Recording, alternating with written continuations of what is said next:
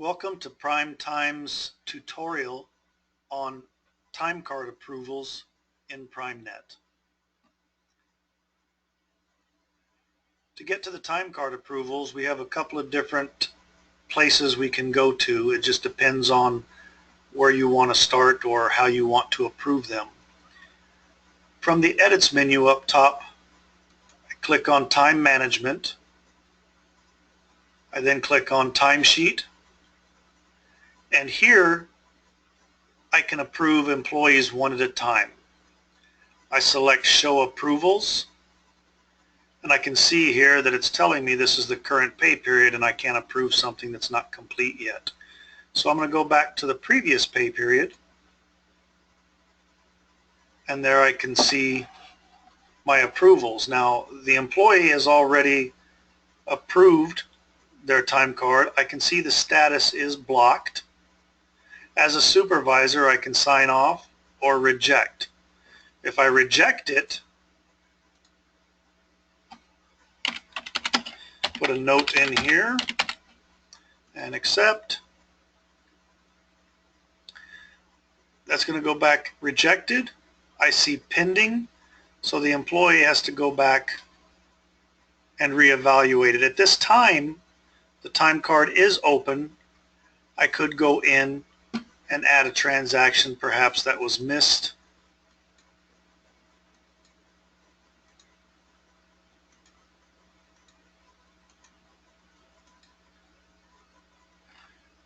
And now the employee would be able to go in, look at it, approve it, and then the supervisor can approve it. We see if I go down to the next employee, current pay period is done. This one is open, so the employee needs to sign off. Once the employee signs off, then the supervisor is able to sign off. Now in this particular instance, the supervisor is able to complete the approval for the employee. This is a setting inside the setup rules that can be approved for the supervisor to do or not. So if I complete approval, click that, we see now it's submitted. The time card is blocked, so it cannot be edited. Once the time cards are approved, that prevents editing by the supervisors or anyone really, and it has to be reverted in order for any changes to be made. We see 2 levels of approvals right here. This could easily be 4 levels. It could be employee, supervisor, manager, admin, and maybe the admin's the only one with the ability to revert a sign-off. This particular setup though, we've only got 2 levels, and we've given the supervisor the right to go in and revert the sign-off so that they could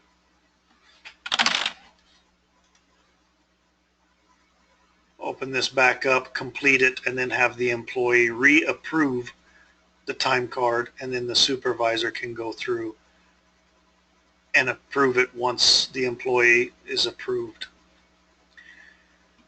If we don't want to see the approvals in here, we simply uncheck the show approvals, and that removes that out of our way for us to be able to go through and view the time card straight without the approvals coming up first. Now the second way for a supervisor to go in and approve time cards is to click Edits and Payroll/Admin Approval. And I can see here, because of the red, that 2 of these are rejected. I can see the supervisor has rejected these 2. So those 2 are in a pending status. As the admin payroll on here, I could approve the circuit and override this if the supervisor is not in or the employee is not in, but it's good. We need to approve this so we can close the pay period and submit payroll. Looking up here, I can see that the employee is in a pending status and the supervisor is pending. the time card is in an open status. So these are not ready yet to be able to process payroll. As an admin, I can come in here and click each one of these. But before I do any of that, I'm going to look at my regular hours for each person. I'm going to look at the overtime. That's the purpose of approving these time cards, is to ensure that things like this are correct. Did they really have 12 hours of overtime, or was there an oversight on the time card that I need to go back and look at Larry's time card by clicking on his name? I can then go back and see Larry's time card for this pay period, regular 24 hours, overtime 12. I can look here and see that for the third, a total of 12 hours, which this person is on the California policy, so anything over 8 hours in a day would be overtime. Same with this, same with this. So if I'm satisfied that the time card is correct, that these are the correct totals, again, I can come back here to my payroll admin approval, select the employees that I want to bulk approve, and then approve circuit.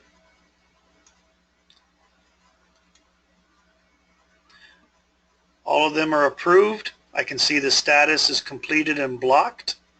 If I messed up anything, I could click revert here, go back, fix it, come back, and approve the circuit on them. So all of these are fixed, they're completed, and payroll is ready to be done. This concludes the approvals portion of the tutorial. The next in the series will be closing pay periods and submitting payroll. Thank you for watching.